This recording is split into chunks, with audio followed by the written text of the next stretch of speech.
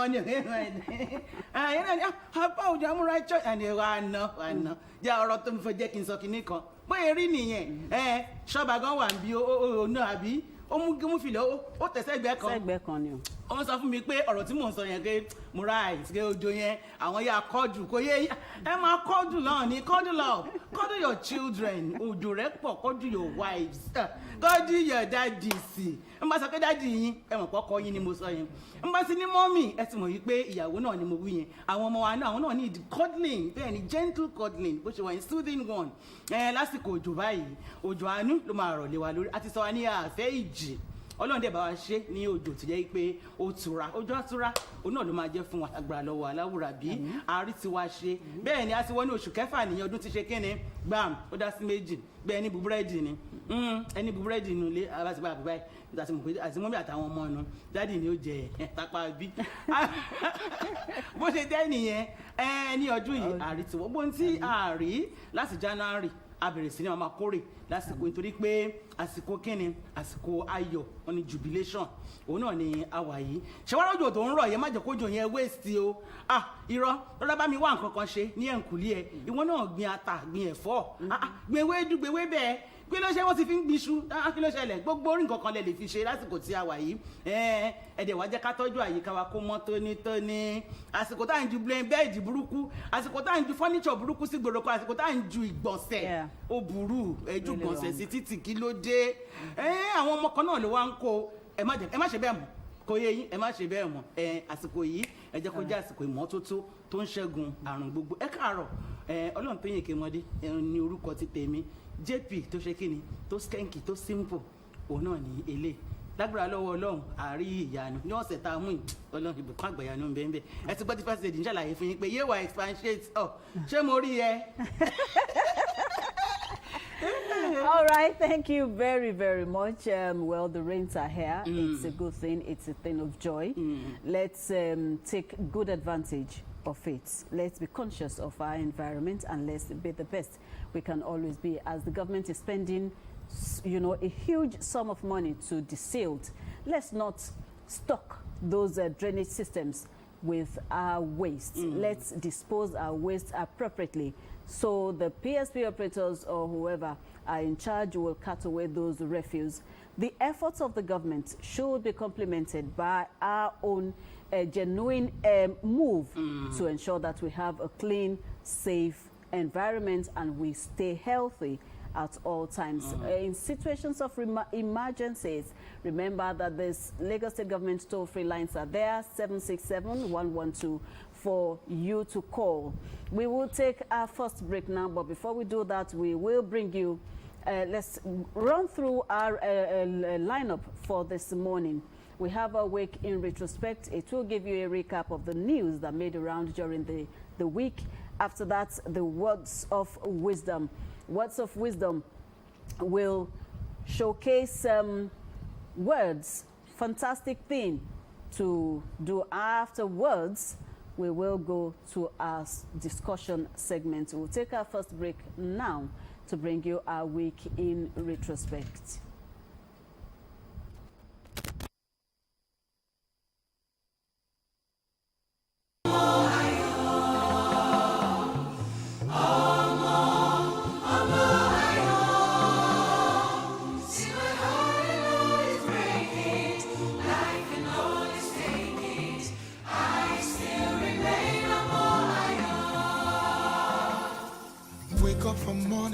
So much on my mind, worries. Hunger and strife, family they cry, person just they try survive. Feels like everything is against me, but I know fit explain. But I go still remain on more higher. Though the nights are getting longer, every time I try to stand, another one will drag me down. But I know good change or wipe the smile from my face. I could still remain on more higher.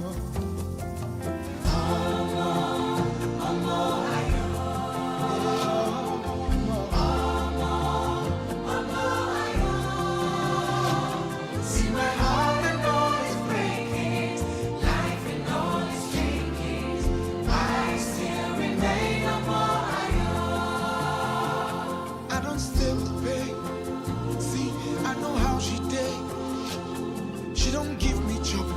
day my place, you fit no relate.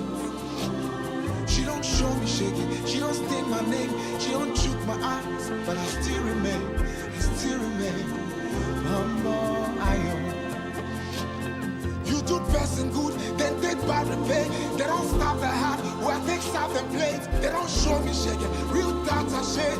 They don't eat my small, spit on my face. But I know go change, I know my name. I still belong, and I still remain on my own.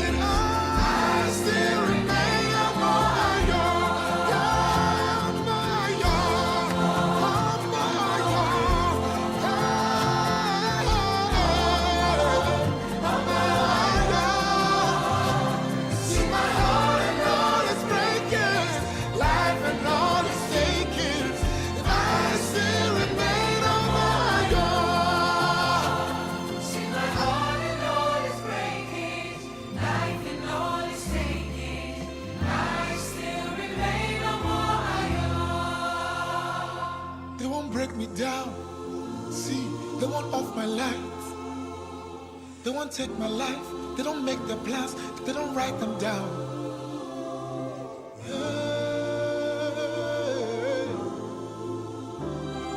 But I still remain on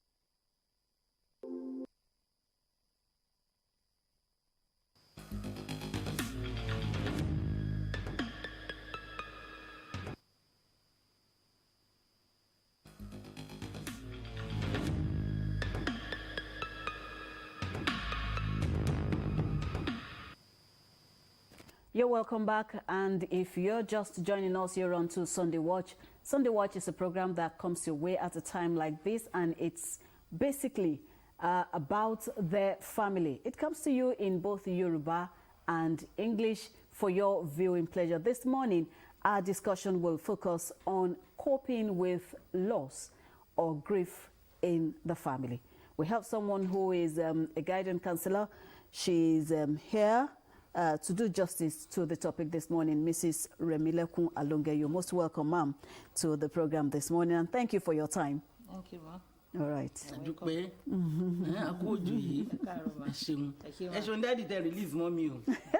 No, Ashu. Okay, so we're looking at coping with grief and loss in the family.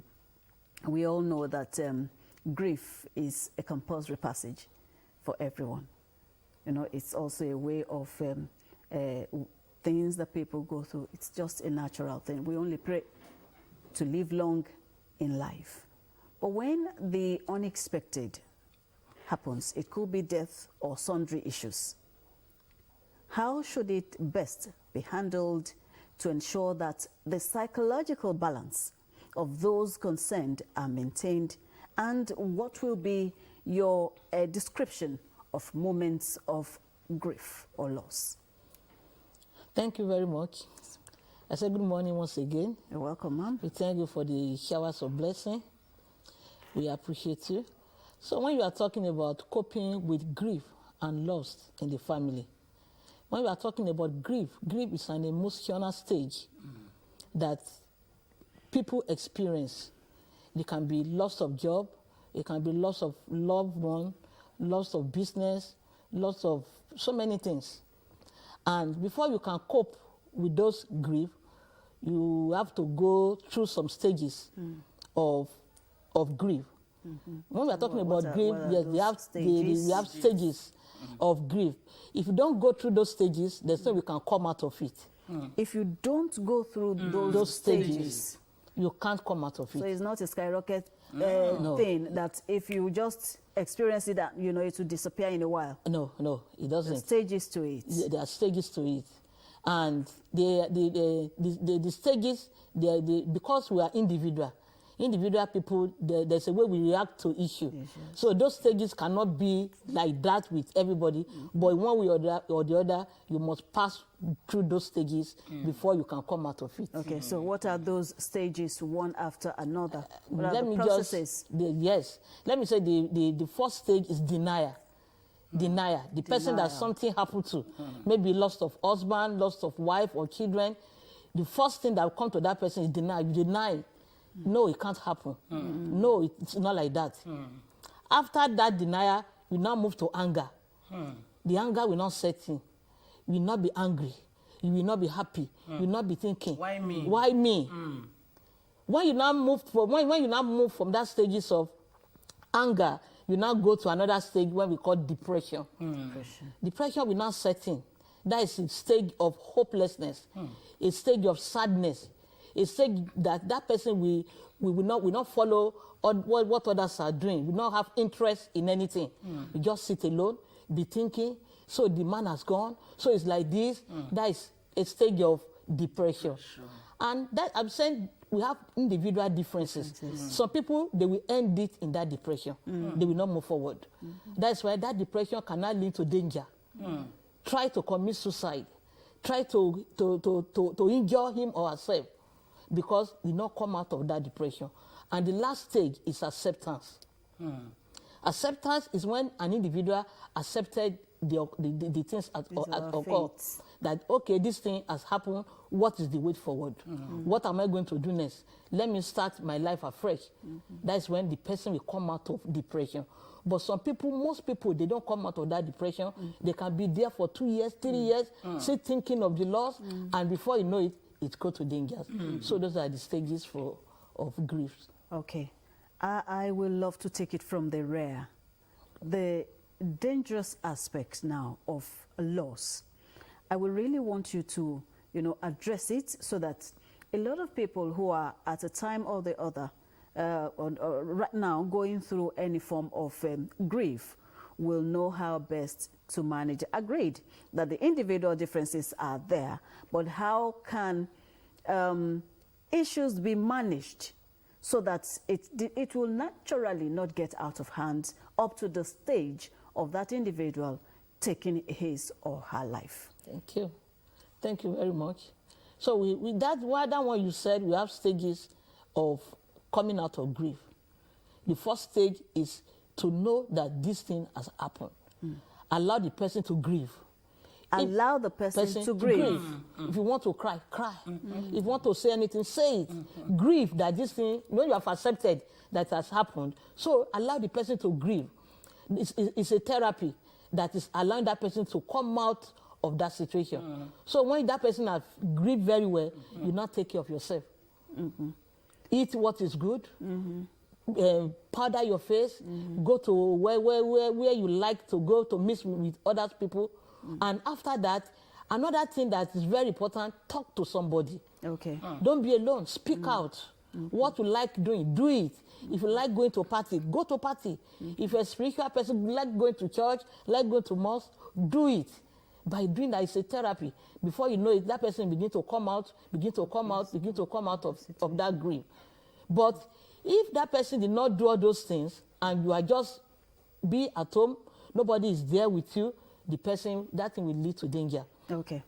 That thing, for it not to lead to danger now, let's look at members of the family and how they can be of assistance or support to that individual that is in danger. Yes, you said he or she should speak out.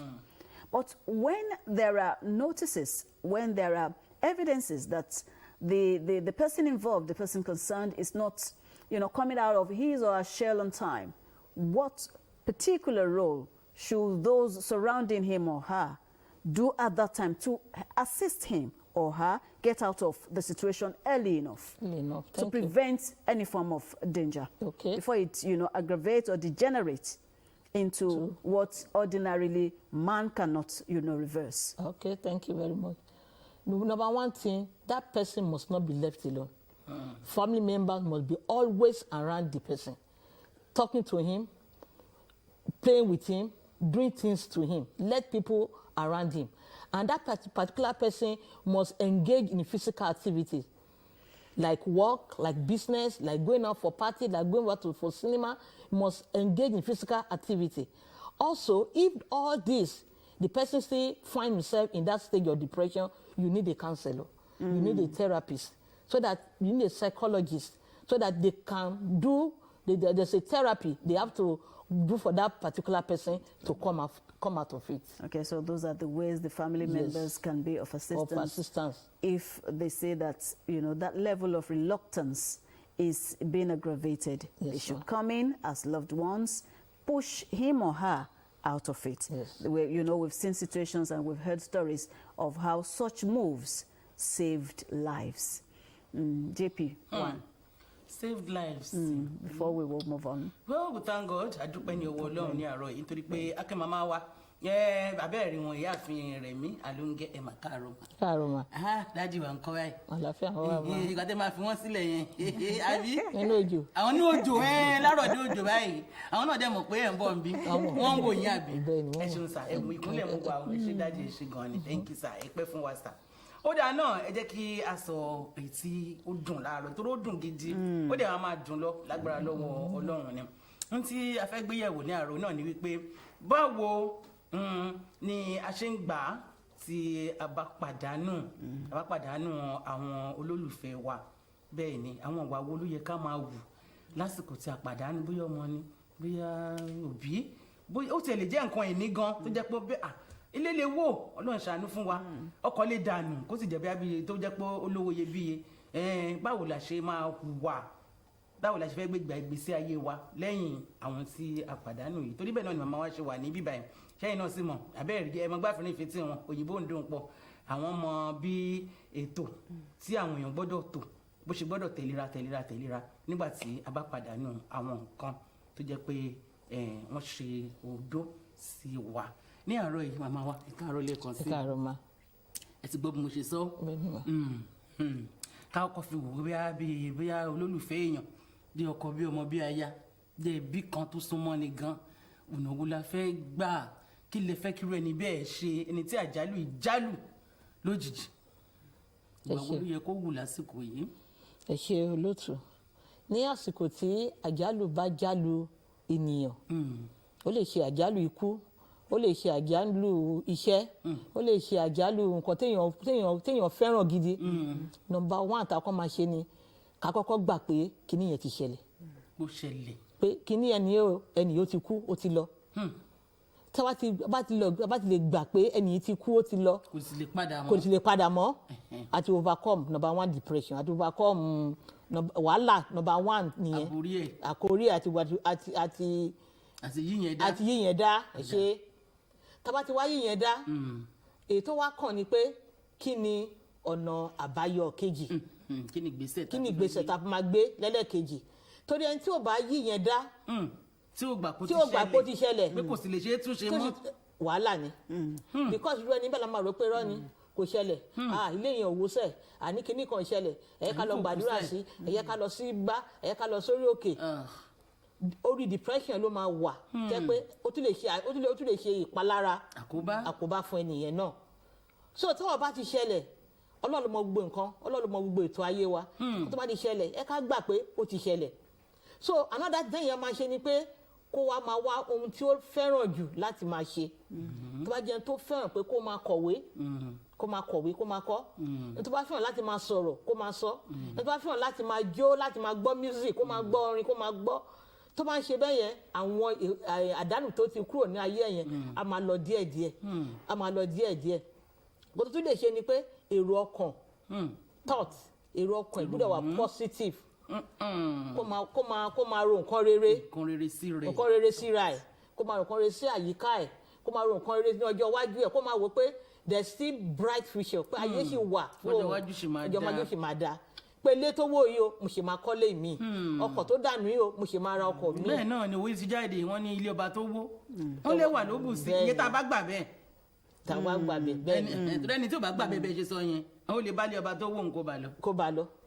So acceptance kó gbà pé kíní ti ṣẹlẹ̀ ẹni tí wọ́n ti lè gbà bẹ́ẹ̀ yẹn ni kò ní lead sí danger sí ìparun because ẹni tí ò bá gba gbogbo àwọn tá a sọ ẹ̀ tí ò bá gbà pé nǹkan báyìí ṣẹlẹ̀ ìparun ló máa kẹ́yìn sí irú ẹni bẹ́ẹ̀. màmá wa àwa ní parun lágbára lọ́wọ́ aláwùrà bí ìyá wa ló ń gẹ́ àwọn náà ni wọ́n wà lórí àpèrè ní àárọ̀ yìí tí à ń bá sọ̀rọ̀ ẹ̀yin náà gbọ́n tí wọ́n wí wọ́n ní tí àjálù bá jálu ni tó jẹ́ pé àròtẹ́lẹ̀ lójijì tó dé kíní kan ni ká kọ́ gbà fọlọ́n pé tó ó ti ṣẹlẹ̀ ó ti bàjẹ́ lọ́wọ́lọ́wọ́ kò sì lè ṣe abẹ́ni tó bá ti kú kí ló ti kù wọ́n ní àìsàn ló ṣe é wò àárí kíni àárí tọlọ́jọ́ ṣe tó bá jẹ́ pé àìsàn ni a sì lè oríṣiríṣi nǹkan ká gorí òkè ká ṣe gbogbo ẹ̀ ká gùn sàlẹ̀ ká tọ́jú wọn ká ṣùgbọ́n tó bá jẹ́ pé ikú ó ti ṣe hìn wọ́n dẹ̀ wá sọ pé ó ti lọ wọ́n ní kò ṣe é tún ṣe mọ́ ká gbà fún ọlọ́run yẹn èkíní màmá wa lórí pé ká gbà fún ọlọ́run yìí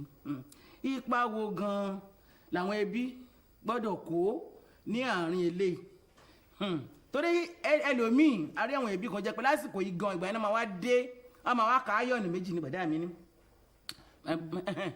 oní kọ́tìn mẹ́ta oní pílò mi tí ẹ̀ ronú tẹni tó jẹ́ pé àjálùjálù níyàwó àbọ̀mọ́ ìyá wa ẹ wojú wọn ìwà wo ló yẹ káwọn ẹbí ẹ̀ bóyá ẹbí ìyàwó ni àbẹ́bí ọkọ ìwà wo ló yẹ kán wò sí irú ẹni tí àjálùjálù yìí lásìkò yìí. ẹ ṣe ní ìgbà tí àjálù jálù èèyàn kan bó jẹ́ ikú ni bó ṣe kó pàdánù kankan ni ìwà nọ́mbà 1 àti ẹ̀ka wò ká fi ìfẹ́ hàn.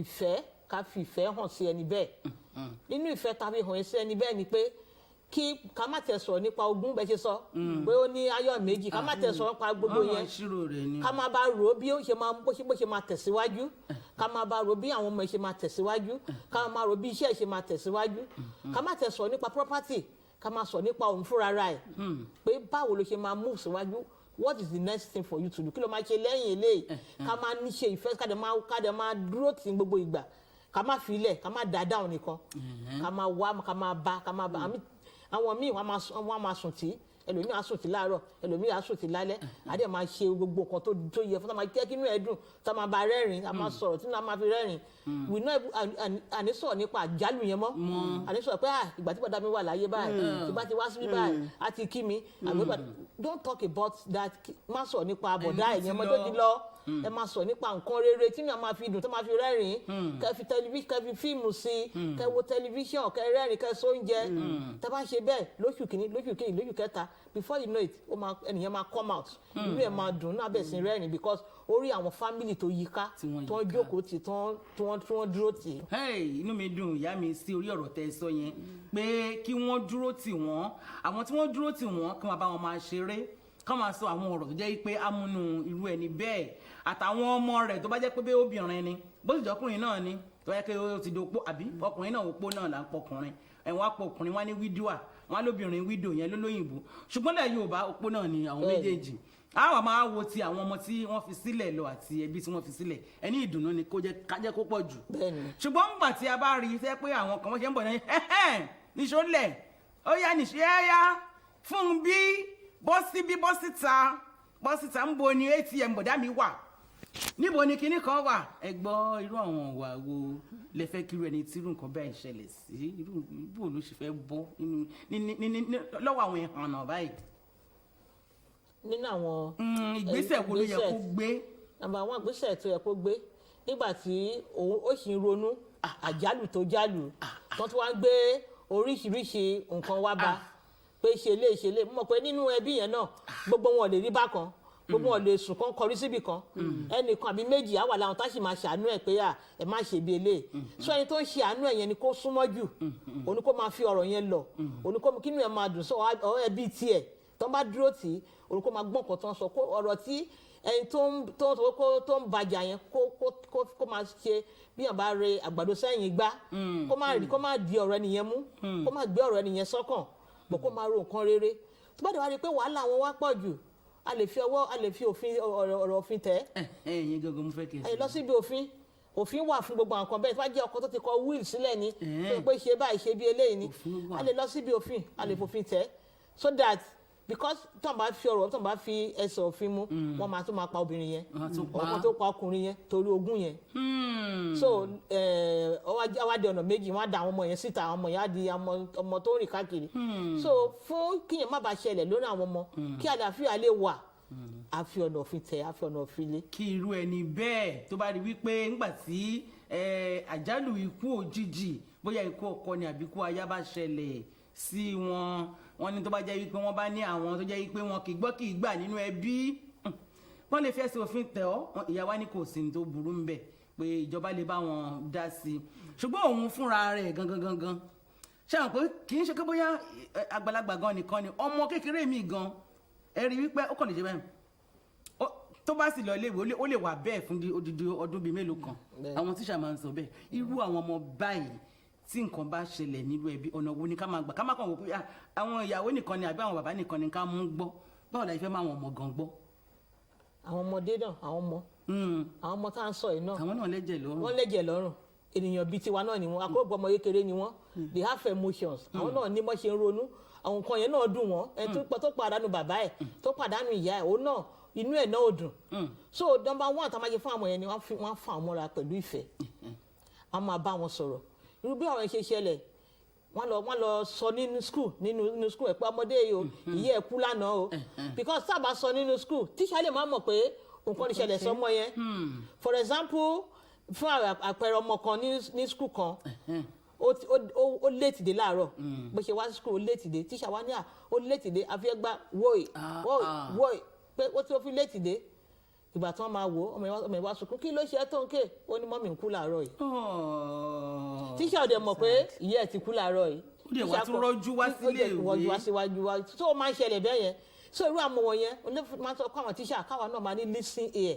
káwọn náà máa gbọ́ nǹkan táwọn ọmọ yẹn ń sọ àwọn yẹn náà a máa pọ̀ ọmọ kékeré ni wọ́n àwọn náà lọ́rọ̀ lẹ́nu àti sọ níbi iṣẹ́ tèmi kan tó máa ń ṣe nìyẹn ẹ jẹ́ káwọn ọmọ wọ̀nyí gbọ́ táwọn yẹn bá sọ kìíní tó bá sọ kejì ẹ máa rí pé ọ̀rọ̀ yìí kò rí bá ṣe rò so táwọn náà tíṣà náà àwa náà tíṣà náà we are therapists a lè bá ọmọ yẹn sọ̀rọ̀ pé we can heal them from the school ká wò wọ́n sàn nínú ilé ìwé pẹ̀lú kan tó ń gbébọ̀ láti ilé yẹn tí wọ́n mọ̀ pé ilé wa welcome pé tó wá dé school wọ́n bá tíṣà sọ̀rọ̀ àbá kánsẹ́lọ̀ sọ̀rọ̀ lẹ́ni tó bá ti sọ fún wọn wọ́n kàn dé náà kàn máa rẹ́rìn ni ìyá inú ẹ̀ ti dùn ní wọ́n mọ̀ pé ilé ìwé òun ti ní ìyá kan bẹ́ẹ̀ tó ti bá sẹ́tù rẹ̀ òun sọ̀rọ̀ inú mi dùn ní àárọ̀ yìí sí ọ̀rọ̀ sí ẹ̀sán àti ibi tí ẹ bá já ìyá wa ṣùgbọ́n tó bá jẹ́ wípé tó dá ó ní bó bá ti ṣẹlẹ̀ báyìí wọn ẹbí mi mélòó ni ó dá ọkùnrin méjì obìnrin kan fẹ́mi lóbìnrin bá a mọ̀ bẹ́ẹ̀ nípa fẹ́ mẹ́ran fún mi lóbìnrin jẹ́ kí n máa móbìnrin lọ mo ti láwọn ọkùnrin ó ti tó ẹgbọ́n ṣé ká máa wá pín àwọn ọmọ mọ́wọ́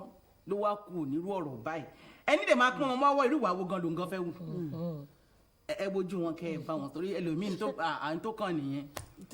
nípa pé mú ọmọ wa ó depend lórí family setting ó yàtọ̀ síra wọn àwọn míì wà tẹ́ pé ní òótọ́ wọ́n fẹ́ mú ọmọ yẹn wọ́n fẹ́ tọ́jú ẹ̀ lọ́kàn wọn tẹ́ wọ́n dẹ̀ máa tọ́jú ọmọ yẹn dáadáa àkọ́mọ yẹn tó ti mú tọ́jú dáadáa tẹ́ pé wọ́n ọmọ yẹn gan wọ́n lọ sí ìlú òyìnbó tẹ́ pé ọmọ ẹ̀gbọ́n àbọ̀ ọmọ àbúrò ẹ̀ ni so irú ìyá ọmọ tó fẹ́ fi ọmọ ẹ̀ sílẹ̀ á wo irú àwọn bíi family yẹn bó ṣe jẹ́ tó bá jẹ́ tó lè tọ́jú ọmọ yẹn dáadáa fún mi ni o máa mú lọ bọ̀ kì í ṣe ìgbà tí ọ̀rọ̀ yẹn bá ṣẹlẹ̀ gbàràgbàrà ní gbígbóná lẹ́tì máa mú ọmọ ìyẹn kọ̀rọ̀ tiẹ̀ sẹ́tù tán kínú ìyá dùn kínú àwọn ọmọ dùn ẹ ṣẹ̀ wá jókòó ẹ ṣẹ̀ wá ṣe ìpàdé agboolé òkè o àwọn ọmọ márùn ló wà ńlẹ̀ o èwo ni wọ́n fẹ́ mú o kàdé tí wọ́n bèè lọ́wọ́ àwọn ọmọ yẹn náà ṣé o fẹ́ tẹ̀lé wọn ẹ má kó dídán lọ pé máa lọ dídán no tọmọ yẹn ò bá fẹ́ lọ you cannot force any child they have their own right too so ẹ bèè lọ́wọ́ ọmọ yẹn ṣé ìwọ náà fẹ́ lọ sọ́dọ̀ bọ̀dá tó bá nù fẹ́ lọ ẹ jẹ́ kó lọ tó bá dẹ̀ lọ kí ẹ pé kó lọ kó gbàgbé ìyá ẹ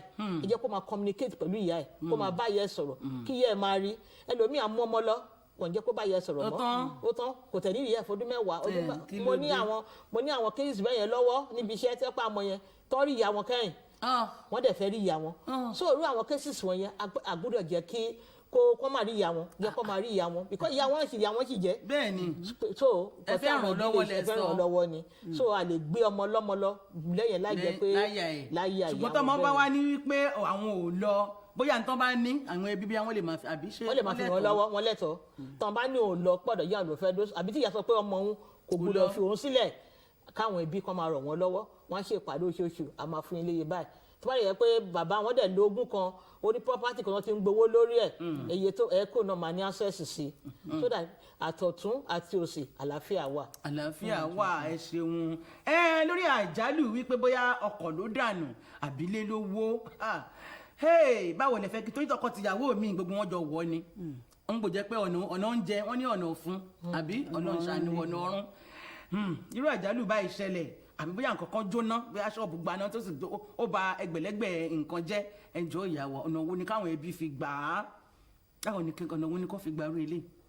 àwọn ẹbí náà wá ṣe sọ náà wọn á kọ́ gbà kó ti ṣẹlẹ̀ náà ni wọ́n lè ti gbà wọ́n dẹ̀ máa wá way out kí la máa ṣe lẹ́yìn eléyìí ti ṣẹlẹ̀ o àjálù ti ṣẹlẹ̀ ṣọ́ọ̀bù ti wó o ti bàjẹ́ kí ni ká ṣe kí ni nǹkan tó kùtà máa ṣe tó bá ti jókòó wọ́n á rò sọ́tún wọ́n á rò sósì ètò bá ti wá jẹ́ kókó nú ẹ̀ tí wọ́n pé wà visible tó ṣe ń ṣe wọ́n dẹ̀ ṣe tó bá yẹ pé ṣọ́ọ̀bù tó wó yẹn o bẹ́ẹ̀ ká kọ́ mi ni o bẹ́ẹ̀ ká change business ni o wọ́n á ṣe so that ọwọ́ pẹ̀lú ìfẹ́ iná ọ̀tún á dùn iná òsì á dùn wọ́n dẹ̀ máa move forward pé ìkan ṣẹlẹ̀ lẹ́nìí kò ní pé wọ́n ní lọ síwájú mọ́ kò ní pé ọjọ́ wọn ti parí kì í ṣe òpin ìrìn àjò and they going to move forward before you know it wọ́n lè kọ́lé tójú yẹn lọ wọ́n lè ní mọ́tò tójú yẹn lọ when there is love and when there is unity. Ṣùgbọ́n ìyàwó ipa wo wá ní kí ìjọba kó tí àjálù bá ṣẹlẹ̀ tó bá jálu ìkan ní ara àwọn ọmọ wọn bóyá ní iléeṣẹ́ kan wáyé bóyá obìnrin kan pàdánù ọkọ ẹ̀, ipa wo ni kí iléeṣẹ́ bẹ́ẹ̀ kí wọ́n kó fún obìnrin bẹ́ẹ̀, kí ni wọ́n lè ṣe láti jẹ́ kí ó bọ́ nínú ìdààmú. ní ọ̀rọ̀ iléeṣẹ́ yìí ó depend lórí iṣẹ́ tó ń ṣe bàjẹ́ iléeṣẹ́ ìjọba ìjọba ní tiwọn àwọn aládàáni ní tiwọn gbogbo ló ní rules and regulations tó guide ibi iṣẹ́ wọn so number one ni pé wọ́n tẹ̀lé òfin tó tẹ̀lé ibi iṣẹ́ wọn pé tàjálù bá dé báyìí ni yóò kí ni kó ṣe ní ilé iṣẹ́ ìjọba wọ́n máa ní a máa bá ti fi ìfowópamọ́ náà ká máa fi next of kin ẹni tó kàn nínú ẹbí so ìjọba pẹ́ ẹni tó kàn nínú ẹbí ẹ̀tọ́ arákùnrin arábìnrin tó kú lélẹ́yìí o ìjọba dẹ̀ gbé fún wọn so ẹ̀tọ́ ìjọba nìyẹn ìjọba dẹ̀ máa ń ṣe gbogbo àwọn tó ní níbi iṣẹ́ wọn tó ní àjálù bẹ́ẹ̀ yẹn ìjọba fún nẹ́sọ̀ kí wọ́n ní ẹ̀tọ́ wọn wọ́n dẹ̀ fi lò ìjọba ọ̀dẹ̀ bèèrè lọ pé báà lè ṣe ṣe o báà lè ṣe ṣe o òkan ìjọba àwọn ló ń ṣe nǹkan wọn fúnra wọn so inú wọn náà dùn inú ìjọba náà dùn bó tó bá jẹ́ àwọn iṣẹ́ aládàáni náà àwọn náà ní gbogbo ṣe máa ń ṣètò bóyá 50% kan wọ́n fún o bóyá percentage kan ní o wọ́n dẹ̀ fún ènìyàn láti máa tẹ̀síwájú fún nǹkan tó ṣẹlẹ̀. ìbéèrè tí mo béèrè ilẹ̀ nìkan ní ká béèrè ó nítorí wípé nígbà tí òun pàdánù ọkọ òun tí òun padà sí ibi iṣẹ́ lẹ́yìn oṣù kan ó ní ṣe ni wọ́n lé òun kúrò lẹ́nu iṣẹ́ yẹn. ìyá mi ẹ rí i pé àjálù ti dọ̀nà méjì ni mo ṣe béèrè wípé torí òun náà ń gbọ́ bá ń wò wá báyìí ipa wo ló yẹ kí ìjọba kó kó ọ̀gá tó ṣe irú ẹ̀ nínú iléeṣẹ́ bẹ́ẹ̀ kí ni yẹ kí wọ́n ṣe fún ẹni bẹ́ẹ̀ bóyá ẹni náà bóyá kò sẹ́jẹ̀ lára ó lè jẹ́ ẹ́ńjìnà ìlú ni wọ́n rọ sí lára ti. kò dáa kò yẹ kó rí bẹ́ẹ̀ kò yẹ kó rí bẹ́ẹ̀ àwọn iṣẹ́ aládàáni náà ló lè ṣerú yẹn àwọn iṣẹ́ ìjọba ò lè ṣerú bẹ́ẹ̀ kò lè ṣẹlẹ̀ níṣẹ́ ìjọba. ọ̀nà wo làwọn ìjọba ń gbé tí wọ́n gbà. àwọn ìjọba wà considerate ẹni tí àjálù ṣẹlẹ̀ sí bóyá ọkọ ẹ̀ kú ni àbí ìyàwó ẹ̀ kú ni tó bá padà síbi iṣẹ́ wọ́n á gbà padà á máa iṣẹ́ ẹ̀ lọ wọ́n á gbà padà á máa iṣẹ́ ẹ̀ lọ because a ti kọ lẹ́tà wọ́n ti mọ̀ pé ẹni wà bereaved pé kan báyìí ṣẹlẹ̀ sí wọ́n dẹ̀ ti mọ̀ àsìkò tó dẹ̀ fún kó fi wà nílé fún ẹni tó ń ṣe ọ̀fọ̀ ọkọ̀ àbọ̀ kó fi ṣopó báyìí ti wọlé wọ́n ti bẹ̀rẹ̀ iṣẹ́ padà bó tó bá gbaṣẹ́ lọ́wọ́ ẹ̀ wọ́n tún pa sí ni wọ́n tún fún wàhálà sí ni tó wọ́n dẹ̀ gbaṣẹ́ lọ́wọ́ ẹ̀ kò sí kan tí ìjọba fẹ́ gain by that so the best ni pé wọ́n á jẹ́ kó ṣe time ẹ̀ nílé á dẹ̀ bẹ̀rẹ̀ iṣẹ́ but àwọn aládàáni tó gbaṣẹ́ lọ́wọ́ ẹni tí ọkọ̀ tó ṣẹ̀ṣẹ̀ kú yẹn kò yẹ kó rí bẹ́ẹ̀ kò yẹ kó rí bẹ́ẹ̀ kò dáa kò yẹ kó rí bẹ́ẹ̀. Before you will continue, I want her to really buttress on this. There are life experiences that just as she said, as she is resuming or he is resuming, he will discover that he was laid off. They are real life experiences. And when the individual found him or herself, especially her, in such situation, loss of a loved one, and shortly afterwards, loss of job. Wow. How should her emotions be pampered to ensure that she did not give up in that reality of life? that's the person In question. Yes. is in a tight situation. The person just recovering from the loss of the loved one, and another thing came up. So the best thing for that person, when we are talking about the family setting, when the family always around, the family will take care of that person if they are able. They're able to take care by looking for another job or by setting a business for that person. So the first solution for that person to come out from that is to bounce on another thing, to be given another job. That is the only solution. Because if that person go back home and start thinking, that person can die in depression. So it's very dangerous. It's traumatic. Very, very, very. So in that type of organization, is very, very wrong for any organization to lay off a person, a grieved person, just like that, without any reason. Even if there's reason, what type of reason? They can say maybe I've been at home for a month, I've been at home for 2 months, is totally wrong. So such organization must be talked to, and that person need a therapist, because it's a shock. It's a double shock for that person. So we need a therapist, need a counselor to talk to her or him from time to time. And there must be something at time to do immediately to replace that thing. You cannot just leave the person just like jobless without doing anything. Something must occupy that space. Something must occupy. Yeah, you can go. Ọ̀rọ̀ tí mò ń ṣàlàyé náà ni wípé ẹni tó jẹ́ pé nígbà tí ọkọ rẹ̀ kú tó padà sẹ́nu iṣẹ́ lẹ́yìn oṣù kan tí wọ́n sì tún gbọ̀n dànù lẹ́nu iṣẹ́ ọ̀hún pé tó kò sáàyè iṣẹ́ fún ọmọ níbí. Ìyá wa ṣàlàyé lẹ́ẹ̀kan lọ pé ọ̀nà báyìí àwọn ìwà báyìí ló yẹ kí àwọn ẹbí ẹ̀ wù. Màámi irú obìnrin tó jẹ́ pé òun fúnra rẹ̀ náà ti jẹ́ pẹ́lú omi ò ṣẹ́ bí. Ìyá wa ẹ kọjú sí wọn ṣàlàyé fún wọn. Wọ́n máa ń sọ̀rọ̀ ládùúgbò tí wọ́n á ní òdélé ọkọ gbàjùlé nù. Ìyẹn ni pé ńgbà tó ti lọ ilé ọkọ kò bá rántí ẹbí mọ́. Bẹ́ẹ̀ bá ń tiẹ̀ dé ìgbà wo lẹ́ ń lọ. Bára ilé ọkọ bá dé ẹ̀ka ìjọ́ wo lẹ máa padà.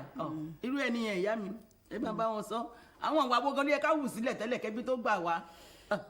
Ó yẹ ká hùwà tó dà nílé bójú ọkùnrin bójú obìnrin bójú obìnrin nílé ọkọ ṣe tọ́jú àwọn ẹbí ọkọ rẹ̀ fà wọ́n mọ́ra bójú ọkùnrin náà ni tọ́jú àwọn ẹbí ìyàwó ẹ̀ náà fà wọ́n mọ́ra. It's not only for ìyàwó àtọkùnrin àtobìnrin ló fi sí.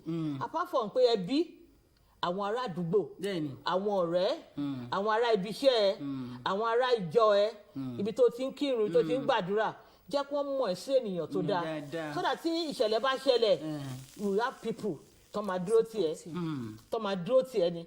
Mo fẹ́ ṣe àpẹẹrẹ ní ọdún tó kọjá pásítọ̀ ṣọ́ọ̀ṣì wa ó ṣe aláìsí wọ́n sì kára wọ́n ṣe aláìsí gbàtí pásítọ̀ wa ṣọ́ọ̀ṣì wa ṣe aláìsí bìkẹ́ tó mọ̀ ṣọ́ọ̀ṣì bọ̀ọ̀sì ti wà ń bẹ̀ àwọn ará ìjọ ti kún bẹ̀ wọ́n ti mú ìyàwó pásítọ̀ àti múra wọn tó sùn tì wọ́n lójoojúmọ́ ẹni àsùn lé ní ẹni àsùn lọ́la tẹ́ pé kò tẹ̀ ráyè sunkún tẹ́ pé inú ẹ̀ dùn àti ẹbí náà àwọn ẹbí náà wà ń bẹ̀ so when you get everybody ló wà láàárín wọn tínú wọn dùn ojúṣe ìwádé lẹ́yìn báyìí ìyàwó pásítọ̀ wọn ti wá ṣọ́ọ̀ṣì ti wà òkè inú ẹ̀ ti dùn ó ti ṣe because ó rí àwọn èèyàn tó dúró ó jèrè wa ọkọ ẹ̀ ó jèrè wa ara ẹ̀ bẹ́ẹ̀ ni.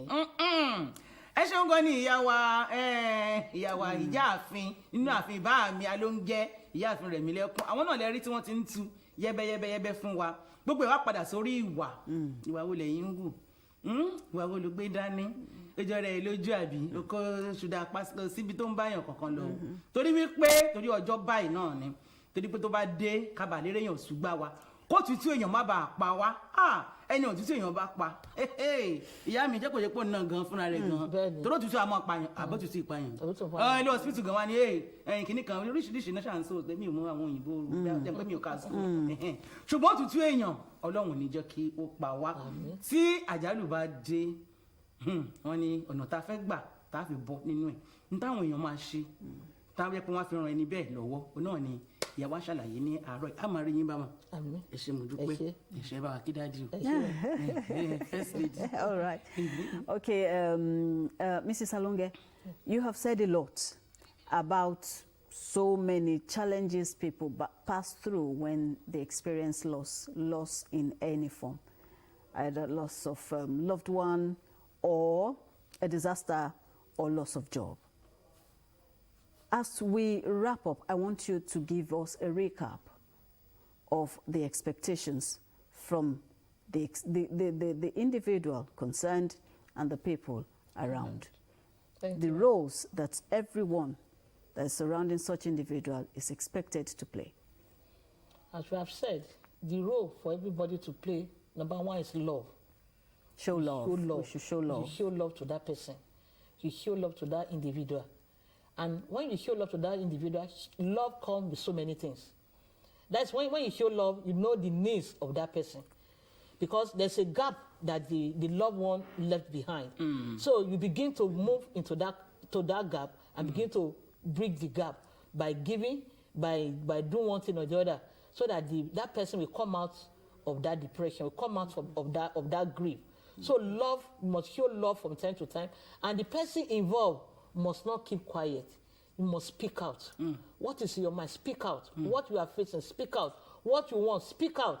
Because when you don't speak out, you begin to bottle things, but at the time we come out that thing will just burst, and it becomes a lot of problem. So we should encourage the person to speak out.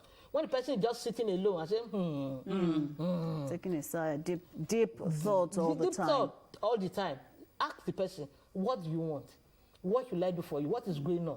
So when the person begins to speak out, the person begins to relieve of that grief. And before you know it will come out of it. He or she will come out of such a situation. Then we all know that loss or grief is, is a step that everyone, as far as living is concerned, will pass through. It now depends on how it is handled. We want to really appreciate you, Mrs. Remilekun Alonge, for coming to the program. Just before I let you go, just one word, a word of encouragement for those who may be passing through one or two challenging period. You being a guidance counselor, what will be your parting shot? Especially for those who will feel, well, only God knew what he or she did that warranted him to get to this stage. Àbíkẹ́ tó bá wa ṣàlàyé fún wọn pé tán bá lọ sílé ẹni tí nǹkan ṣe kán má tún máa retí búrẹ́dì àbí pé kí wọ́n tún tẹ̀bà fún wọn àbí kí wọ́n tún fún wọn ní àwọn mineral lẹ́lẹ̀mí àlejòkó kalẹ̀ oúnjẹ ló tún fẹ́ jẹ. So our utterances and let me just say this. I will just say that grief is a journey. Yeah. Healing takes time. So it's, when somebody is grief, it's a journey. You cannot expect that person to come out of that grief on the spot. It's a journey, and the healing from that grief takes time. One after the other, before you know it, the person will come out of it. And don't forget, it depends on individual. Some people can come out of it in a month, some people in 2 months, some people in a year. It's a journey. And the Lord will help us in Jesus' name. Amen. And they should not expect. And the máa mi sọ pé tabadele ẹni tó ń ṣe kinní ká máa expect ká jẹun ká ṣe gbogbo ẹ̀. No, depend. Ó yàtọ̀, ó depend lórí family. Àwọn family mi wà tẹ́ pé kí ẹnìyẹn tó kú, they are very close to that family. Tọ́ bá débẹ̀ gan, wọ́n lọ sóúnjẹ ní kitchen. Fúnra wọn. Torí ẹni tí nǹkan ṣẹlẹ̀ sí, ó náà gbọ́dọ̀ jẹun. Tí ó bá jẹun yẹn, oúnjẹ jíjẹ yẹn gan is another therapy of the soul. So tó bá jẹ́ ẹ̀tẹ́ free mọ́ ẹ̀ bọ́ sí kíṣẹ́ ẹ̀ jẹun. Ẹ tọ́jú ara yín, ẹ tọ́jú ẹni tá rẹ̀ ò yá. Torí bí tìbátí pásọ̀ wa kú tí mo ń ṣàlàyé fún yín, apọ̀ ń bẹ̀ gbogbo ṣọ́ọ̀ṣì mẹ́mbà la máa lọ sí ìta máa ń kí pásọ̀ tá a ṣe. Á jẹun. Ẹ gbọ́dọ̀ jọ láàrin ara yín. Bá bí ṣe ń jẹun, ìyàwó pásọ̀ àti máa jẹun. Àti tó máa jókòó, àti máa jẹun. Ìwọ́n ìbí kẹwàá kúrò ń bẹ̀ tẹ̀kẹ́ ní àpótí omi lásán wọ̀n tí ẹ fi lọ wá. But it depends on the situation. Àwọn situation kan wà tẹ́ pé ẹ lè jẹun. Tẹ́ bá débẹ̀ pé oúnjẹ òun yẹn ò tẹ̀ ṣe ń sọ torí nǹkan tó ṣẹlẹ̀. So but at times goes on bá ká máa ṣọ́ra wa ká mọ̀ bí ẹbí wa ṣe rí àbí family wa ṣe rí káwa náà dẹ̀ níwà tó dáa sí ẹbí àṣewà tó dáa. Thank you very much once again. Well, character, as she said, will build a lot of future. Will build so many things for us. Will buy a good future for everyone. So we should ensure. We should also ensure that our character to people, both at our work and in the family, speak volume. Okay, we Want to appreciate everyone who made today's production a successful one. Let's remember that we should empathize with people who are in grief or who lost any form of anything close to them. Let's empathize rather than running down or castigation. I'm Anita Buhari. We'll see you next week by the grace of God. Enjoy the rest of the weekend and have a great week ahead. It's bye for now. adúpẹ́ ní ọwọ́ Ọlọ́run ní àárọ̀ yìí torí pé a ti ṣe wọ̀n tí a lè ṣe tán bẹ́ẹ̀ ni aláwòrán bí náà nìkan ni wọ́n lè ṣe ìyá wa ní ìsìn wọn ìsìnjókòó tí wọ́n ti bá wa sọ àwọn èyí tó jẹ́ òótọ́ ọ̀rọ̀ bẹ́ẹ̀ ni ẹni tírú ẹ̀ bá ń ṣe tẹ́ bá wà nírú ipò yìí Èdùmàrè á tù yín nínú torí àwọn nìkan náà ni ọba tí ń tu ẹ̀dá nínú ẹ wò títí di ọ̀sẹ̀ tó ń bọ̀ ìwọ ṣáà ṣe eré kó o níwà rere torí pé ẹ wá wọ ọmọ ìwà bẹ́rẹ́ o ẹ wá wọ ọmọ ìwà bẹ́rẹ́ rẹ bẹ́ẹ̀ ni ẹni tí bá sì níwà yóò dádì ìsojú kan ni àní dádì ire o.